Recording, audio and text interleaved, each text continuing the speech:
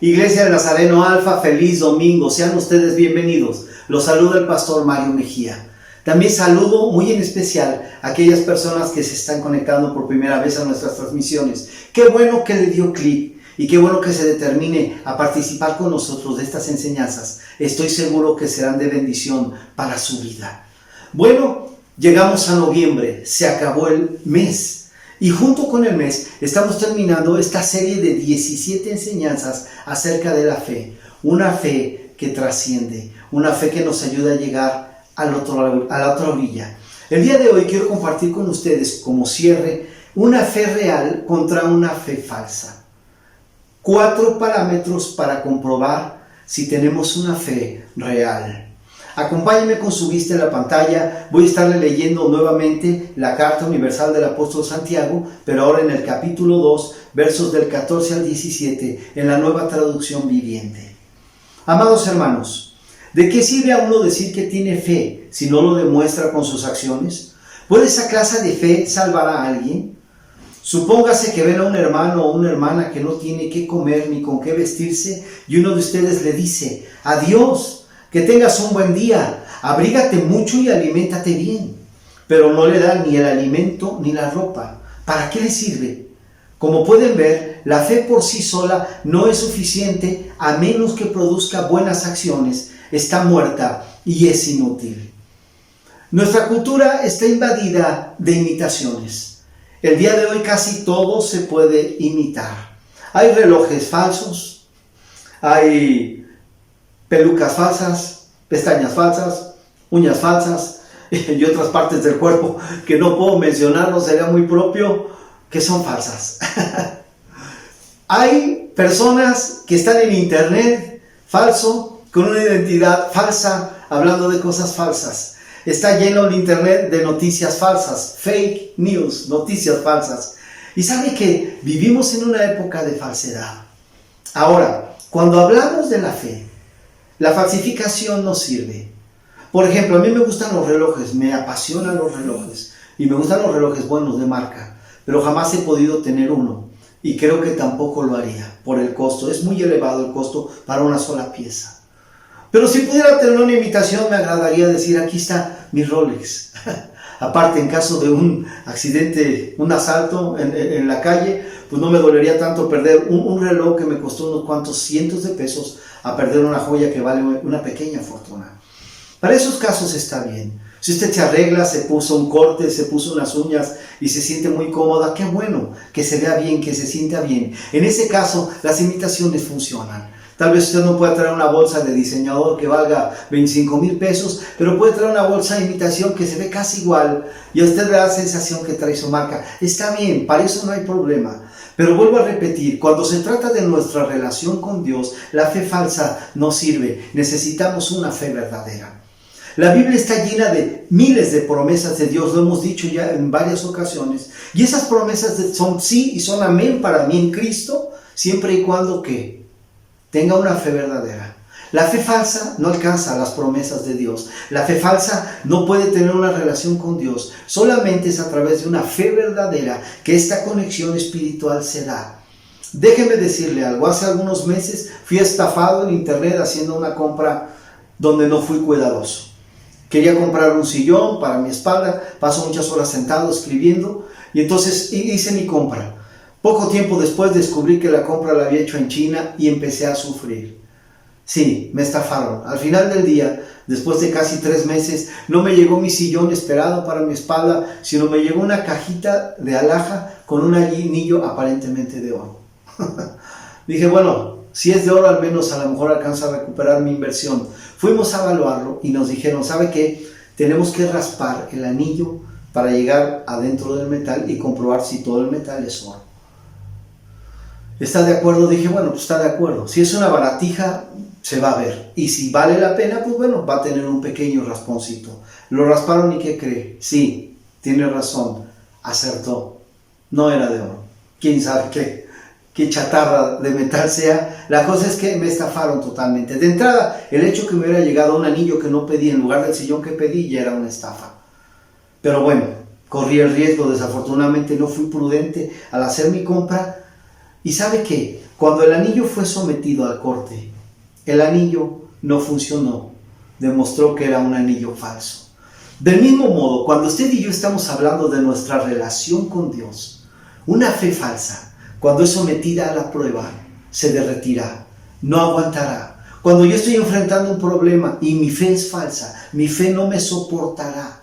Vamos, es como si yo me sentara en una silla que está frágil, que está quebrada, que es de un material de pésima calidad. ¿Sabe qué? En determinado momento la silla no soportará mi peso y la silla se romperá y yo terminaré en el suelo. Y es lo que nos pasa a muchas personas cuando no tenemos una fe verdadera. Confiamos en algo, ese algo falla, ese algo se mueve, ese algo se quiebra y nosotros terminamos en el piso pagando las consecuencias por haber confiado en algo que no era verdaderamente confiable. Por eso es tan importante hablar de la fe. Ahora, Santiago está diciendo que la fe no es suficiente, pero si no viene acompañada de acciones. No está diciendo que la fe no alcance. Está diciendo que la fe no es suficiente cuando no se acompaña de obras. Y alguna gente dice que hay una contradicción con Pablo, porque Pablo nos enseña que la salvación no es por obras. Ahora, Santiago no está contradiciendo a Pablo, sino lo está complementando, está añadiendo. Déjeme le explico. Cuando Pablo habla de que no somos salvos por obras, él está hablando que no somos salvos por guardar las leyes judías para convertirnos en creyentes. Yo sé que me puedo portar muy bien, ayudar a las viejitas a pasar la calle, darle regalos de Navidad a los niños pobres, ser muy honesto en mis negocios. Pero la Biblia dice que nada de eso es suficiente para salvación.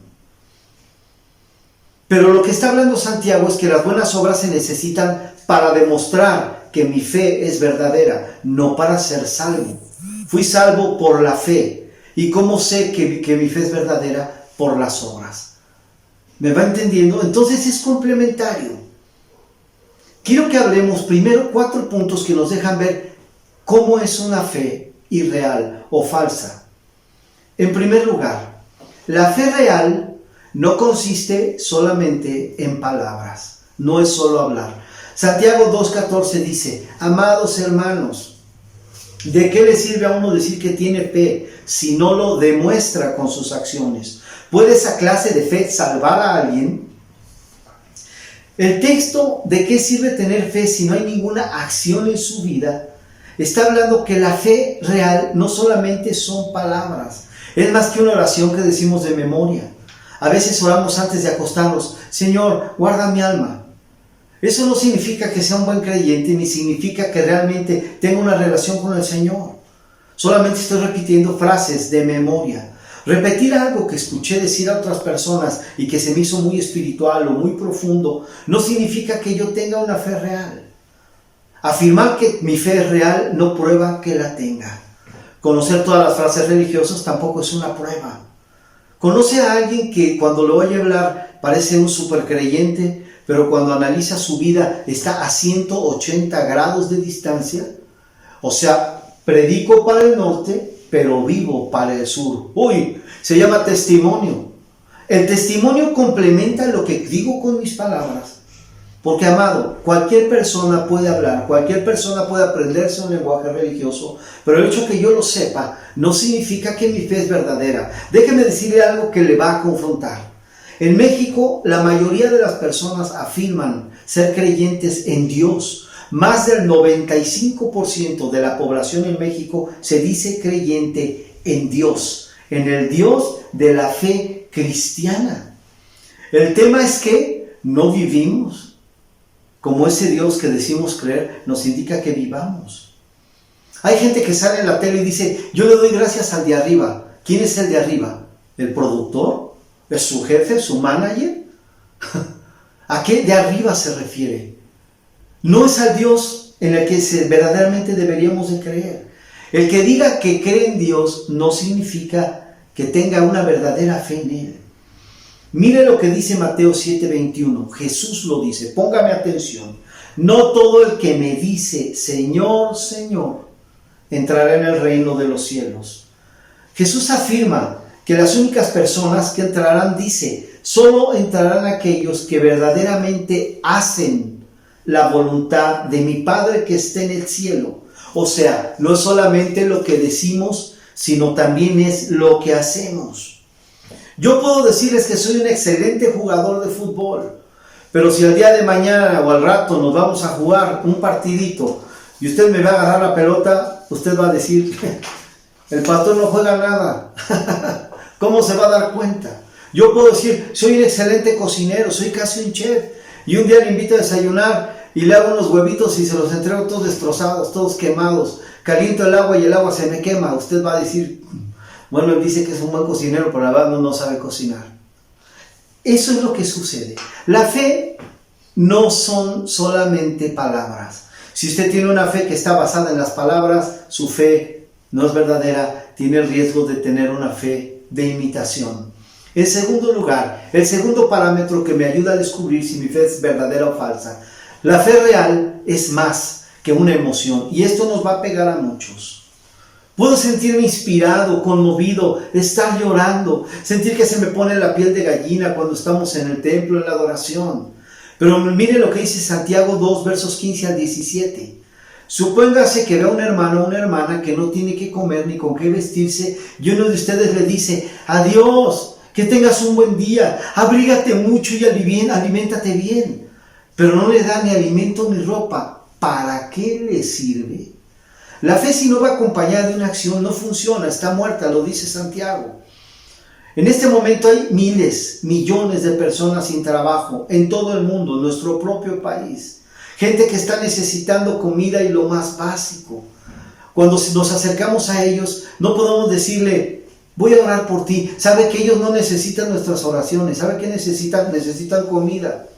Ahora, es que entonces ya no voy a orar porque me dijeron que no orara. No estoy diciendo que no ore, pero usted puede estar en su casa orando y decirle, Señor, provéeme de modo que tenga para suplir mis necesidades y para ayudar a otro. Y cuando usted se acerca a esa persona que tiene necesidad, le lleva un litro de leche, le lleva una bolsa de pan, le lleva 1 kilo de arroz, 1 kilo de tortillas, 1 kilo de frijol, o todo junto, y usted le dice, ¿tienes hambre? Sí, aquí está. Y he estado orando por ti. Entonces es cuando funciona.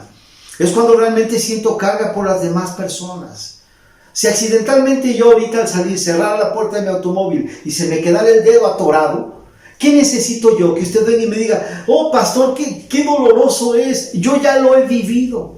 Me identifico con usted en su dolor. Déjeme orar por usted. No, hermano, no ore por mí. Por favor, abra la puerta. Abra la puerta. Déjeme sacar el dedo y ya luego oramos todo lo que usted quiera. ¿Me va entendiendo? La empatía es cuando nosotros nos conectamos con las otras personas, entendemos su posición, nos ponemos en sus zapatos, pero hacemos algo a favor de ellas, entendiendo la situación por la que están pasando. La fe debe ser real, debe ser práctica, debe involucrarse en las necesidades de las personas, no solamente una acción emocional. Claro que es emocionante tener una fe, pero solamente emocionarme no es suficiente. El tercer parámetro. La fe real es más que una idea que se pueda debatir. Y eso nos va a pegar a muchos que somos así medio cuadradones, medio religiosos. Para algunas personas la fe es un juego intelectual, un desafío mental, una teología para estudiar, una doctrina para debatir. Es un dogma que tenemos que defender, una idea que vamos a discutir y una verdad de la que hay que hablar y convencer a la humanidad. En otras palabras, para ellos la fe no es sino solamente tener una conversación. Hablarán de día y de noche de Dios, de la fe, de los ángeles, y estarán felices de debatir con quien sea. Para ellos la fe se trata de hablar, de conversar, de discutir, no de conducta, no de hacer. Ellos prefieren estudiar la Biblia que obedecerla. Prefieren hablar de teología que practicar la teología. Déjeme le doy un sencillo ejemplo. Jesucristo dijo, amarás al Señor tu Dios con todo tu corazón, con toda tu mente y con toda tu alma y con todas tus fuerzas. Mi relación vertical con Dios. Y luego dice, y a tu prójimo como a ti mismo. Vas a amar a tu prójimo como te amas a ti mismo. Nuestra relación horizontal. Si se da cuenta, forma la cruz. Nosotros le llamamos que es la T de la teología. Una teología verdadera, una religión verdadera, una fe verdadera está basada en mi relación con Dios y en esa misma proporción mi relación con mis semejantes. Pero si yo digo tener una fe con Dios, una relación con Dios, una comunicación directa con Dios, pero esto no involucra a las personas que tengo a los lados, estoy en un verdadero problema. ¿Cuál es el problema? Mi fe es falsa. Santiago 2, versos 17 al 18 dice así. Ahora bien, alguien podría argumentar. Fíjese la palabra argumentar. Hablamos. Algunas personas tienen fe, otras buenas acciones. Pero yo les digo, dice Santiago, ¿cómo me mostrarás tu fe si no haces buenas acciones? Yo les mostraré mi fe con mis buenas acciones. Es contundente esto. No está diciendo que la fe no sirve, pero está diciendo que si la fe no viene acompañada de acciones, entonces la fe no es una fe verdadera. En otras palabras, me gusta hablar de la Biblia, pero no quiero ponerla en práctica. No quiero ensuciarme las manos. No me pidas que me comprometa. ¡Uy! Esto es una triste realidad en las iglesias. Tenemos gente asistiendo a nuestras iglesias, a nuestros templos, a nuestros servicios, pero poca gente que quiere comprometerse. La gente cree que porque viene el domingo y asiste una hora, que es lo que duran nuestras reuniones, y se van, ya cumplieron con Dios. Amado, yo estoy hablando de compromiso. Jesús dio su vida por usted. ¿Usted hasta dónde es capaz de comprometerse con aquel que dio su vida por usted? Es una palabra dura, le ruego que me disculpe, pero estamos hablando de una fe real. ¿Por qué? Porque yo quiero que la fe de usted, yo quiero que mi fe, cuando venga el tiempo de la prueba, supere la prueba. Yo no quiero que mi fe sea raspada como ese anillo de mala calidad que me vendieron, me obligaron a comprar, y que resulte que no sirve para nada. Que yo diga, esto es una pieza valiosa, que me puede sacar de un apuro. No, es una cosa que no sirve para nada. Yo lo puedo tomar y depositarlo en un bote de basura porque no tiene valor alguno. Por eso le estoy hablando así, con todo el amor, pero queriendo que abramos nuestra mente y nuestro corazón. El verso 18 dice, muéstrame. ¿Cómo puedo saber que tienes fe a menos que me la muestres? La fe real es visible, es notoria, se puede mostrar a los demás, es una luz que brilla, es una realidad. La fe, así como el amor, es inolora, incolora e ingrávida, no tiene peso, no tiene cuerpo, no se puede ver físicamente. Entonces, ¿cómo sabemos si alguien tiene una fe real? Vemos su estilo de vida. Santiago dice, ¿quieres saber si su fe es real? Ve cómo vive, no ve cómo habla, no ve lo que siente, no ve las ideas o los conceptos que tiene, ve cómo vive. La fe, ¿sabe qué? Le voy a dar un buen ejemplo que queda como anillo al dedo, oí por ahí. La fe es como las calorías. No podemos verlas directamente, a no ser que tuviéramos un microscopio, pero sí podemos ver los resultados. Usted me ve a mí y dice, oh cielos, ahí hay calorías. ¿Se da cuenta? Usted se da cuenta que yo tengo calorías por medio de ¿qué? De mi apariencia física, de mi peso, de mi volumen. Es exactamente igual a fe. Si yo tengo fe, se debe de notar, debe notarse en los demás. ¿Por qué? Porque gana un peso espiritual. Es algo increíble, es algo hermoso. Permítame decirle algo especial. Alguien tan grande como Dios no puede entrar a su vida sin cambiarlo visiblemente. Escúcheme esto. Si yo digo que tuve contacto con Dios, no puedo seguir siendo la misma persona. Si estoy siendo la misma persona, tal vez no he tenido un profundo encuentro, un verdadero, un real encuentro con Dios. Y eso lo podemos resolver en unos instantes más. Segunda de los Corintios 5:17 dice, esto significa que todo lo que pertenece a Cristo se ha convertido en una persona nueva. Que todo el que pertenece a Cristo. La vida antigua ha pasado, una nueva vida ha comenzado. Ahora, esto no significa que cambiamos de la noche a la mañana, pero sí que iniciamos un proceso de renovación continuo y permanente.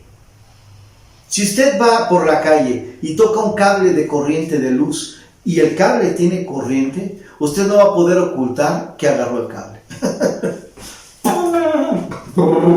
Se va a quedar temblando, así como las caricaturas de Tom y Jerry. Todo el mundo se va a dar cuenta que usted tocó el cable. Usted no puede entrar en contacto con el amor de Dios, con el poder de Dios, con la gracia de Dios y no manifestar físicamente y visiblemente ante las demás personas un proceso de transformación. ¿Por qué? Porque la fe verdadera siempre produce un cambio de vida. Lo afirmo, la fe verdadera siempre produce un cambio de vida en nosotros. ¡Wow! Cuarto parámetro para medir mi fe. Está bueno, ¿verdad? La fe real es más que una simple verdad que yo creo. Es más que un concepto. Déjenme le leo lo que dice Santiago 2, 19 y 20. Tú dices tener fe porque crees que hay un solo Dios. Bien hecho.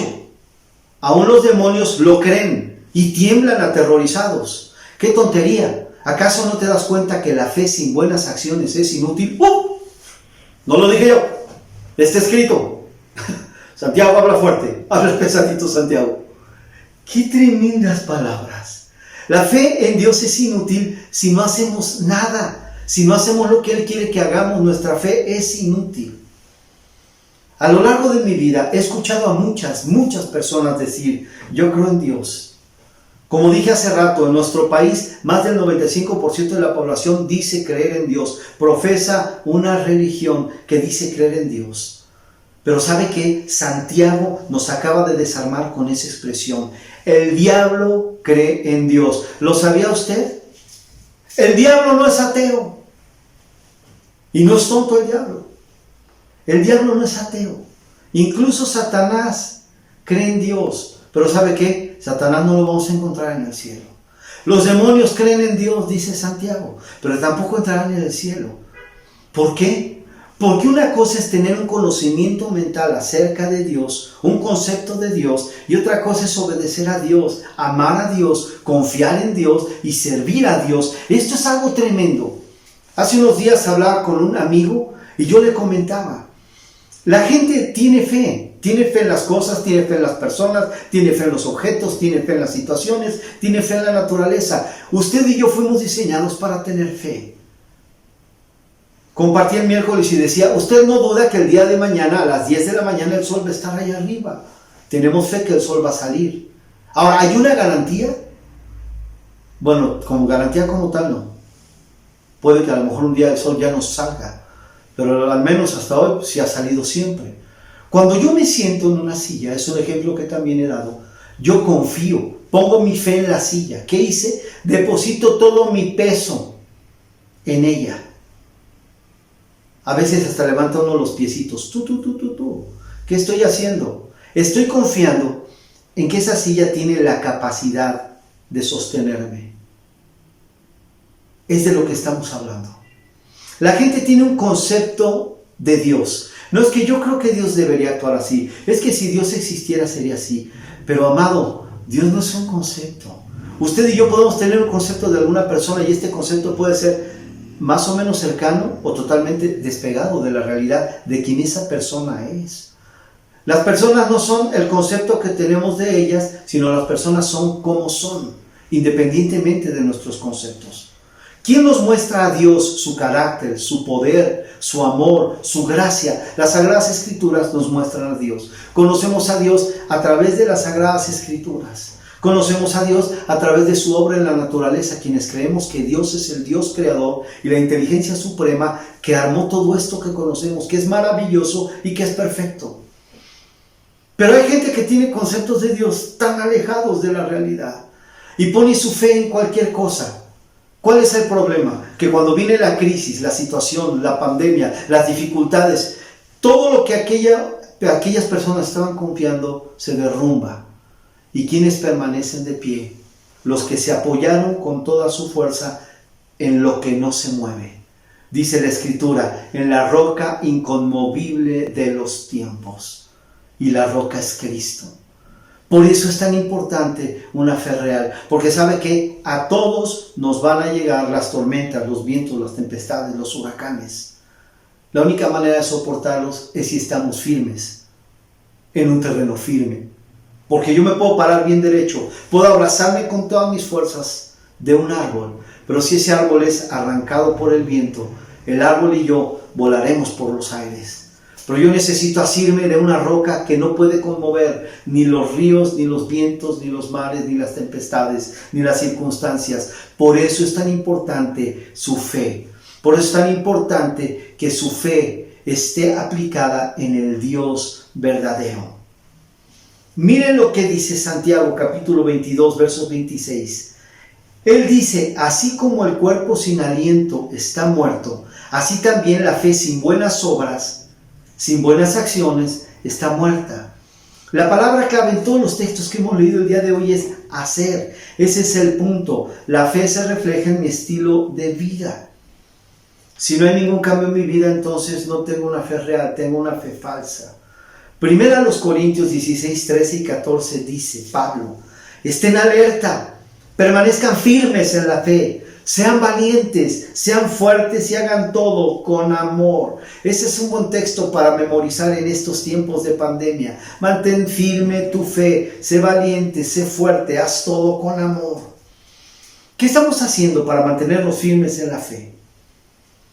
Bueno, Santiago cierra el ensayo con dos ejemplos que a mí se me hacen espectaculares. El ejemplo de Abraham, a que se le conoce como el padre de la fe, el padre de la nación judía, y a Rahab, una prostituta que era de un pueblo cananita y vivía en la ciudad de Jericó. Mire, en el caso de Abraham no era judío, bueno, no era hebreo, ni siquiera existían los hebreos. Es a través de Abraham que nace el pueblo hebreo. Tanto Abraham como Rahab eran personas totalmente diferentes, nacidas en diferentes eras, en diferentes culturas, pero ambos coinciden en un punto. A ambos se les reconoce como personas de fe. Abraham era un hombre de negocios, mientras que Rahab era una prostituta. La historia de Abraham se narra en el libro de Génesis a partir del capítulo 12. Abraham nació en lo que hoy conocemos como Irak. Dios se acercó a Abraham. Abraham no era un hombre temeroso de Dios, él adoraba ídolos en Ur de los caldeos, al igual que sus hermanos y su padre. Y Dios le dijo, quiero que dejes tu país y me sigas a una nueva tierra. Toma a Sara tu mujer, tus pertenencias y tus rebaños. Si confías en mí, o sea, si tienes fe y me obedeces, o sea, pones por obra, haré de ti una gran nación. Abraham se convirtió en el padre de la fe y en el padre de la nación hebrea en ese momento. Abraham se determinó a seguir a Dios sin saber a dónde iba. Él nunca dijo, Señor, ¿me puedes mostrar el lugar a donde voy a ir? Dios le dijo, solamente camina en esa dirección y yo te diré en qué punto te debes de detener. Abraham fue a un lugar que nunca había visto, confiando en un Dios que no conocía antes, pero actuó con fe, creyendo que Dios lo respaldaría y cumpliría su promesa. Años más adelante, Abraham fue nuevamente probado por Dios cuando le dijo, quiero que tu único hijo, el que tuvo de una mujer que era estéril, a una edad cercana a los 100 años, me lo sacrifiques. ¿Y sabe qué hizo Abraham? Abraham obedeció. ¿Pero qué hizo? Actuó en fe. ¿Sabe qué? Él dijo, si lo sacrifico, Dios lo puede resucitar. Voy a confiar en Él. Toda la vida de Abraham fue confiar en Dios y seguir adelante. Dar un paso de fe, ¿sabe qué es? Correr el riesgo. Santiago 2, 22 y 23 nos dice en cuanto a Abraham, ya ves, su fe y sus acciones actuaron en conjunto. Sus acciones hicieron que su fe fuera completa. Y así se cumplió lo que dicen las Escrituras. Abraham le creyó a Dios y Dios lo consideró justo debido a su fe. Incluso lo llamaron amigo de Dios. No creo que exista una mejor manera que usted o a mí nos pudieran llamar y ser recordados como haber sido amigos de Dios. Puede que a las personas, el grueso de las personas, esto no les importe. Pero el día que usted y yo partamos de esta tierra, si hemos sido amigos de Dios, nos espera una eternidad increíble, una eternidad prodigiosa con Dios. Ahora hablemos de Rahab. Su historia es narrada en el capítulo 2 del libro de Josué. Josué era el líder de Israel y estaba junto a las riberas del Jordán antes de atravesarlo, viendo a Jericó, que era la primera ciudad, una impresionante ciudad amurallada que estaba del otro lado. En esa ciudad, sobre la muralla, vivía Rahab, quien se dedicaba a la prostitución, ahí en su casa.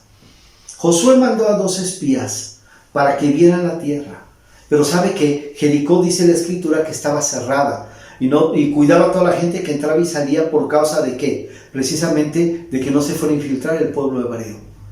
¿Qué hacen un par de jóvenes espías para meterse en una ciudad? Se disfrazan, van de noche. ¿Y qué lugar van a encontrar de noche en esos siglos? Sí, un lugar como el que tenía Rahab. Y ahí se meten, ¿para qué? Para que a lo mejor entre los parroquianos que están ahí bebiendo y tomando, hablen y ellos puedan escuchar lo que la gente opina de ellos y puedan espiar la tierra. Mientras ellos están en casa de Rahab haciendo su trabajo de espías, no fueron a pasear, no piense mal de ellos. El rey se entera y manda soldados a casa de Rahab para arrestarlos. ¿Qué hace Rahab? Arriesgando su propia vida y la de su familia, los esconde y luego los ayuda a escapar. Y les dice: solamente prométanme algo. Yo sé que Dios les va a entregar esta ciudad, aunque ahorita parece invencible. Tengan misericordia de mí y de mi familia cuando vengan. ¡Wow! Eso se llama fe. Puso su vida en riesgo por medio de la fe. Mire, en el Evangelio de Mateo se mencionan 4 mujeres dentro de la genealogía de Jesús. Rahab está incluida ahí porque arriesgó su vida para salvar al pueblo de Dios. Rahab ni era israelita y además era prostituta. Pero sabe que para Dios es más importante mi fe que mis antecedentes. ¡Oh! Jesús vino a la cruz y murió por mí. ¿Para qué? Para borrar mis antecedentes. ¿Qué necesito ahora? Ahora necesito la fe. Sin importar de dónde venga usted, cuál sea su origen, Dios puede utilizar su vida para bien si actúa en fe como lo hizo Rahab. Ella mostró su fe en acción, una fe real, una fe que se demostró por lo que hacía. Quiero dejar algo muy claro antes de terminar. Las obras no salvan, ni pueden abrir el camino al cielo.